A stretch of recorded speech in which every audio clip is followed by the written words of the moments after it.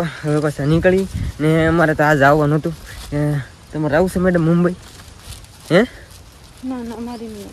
કા આજ લાવવી પડી ન કરી પછી તે દી ક્યાં મારો બર્થડે હોત ને તે દી ક્યાં કે મારે જવાનું હતું તો પછી પાછા રીહીને બે એટલે આજ લાવવા પડ્યા મેડમને અમારે.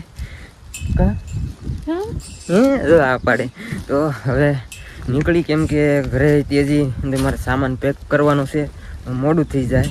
અત્યારે આગળ 3 તો વાગવા આવ્યા છે.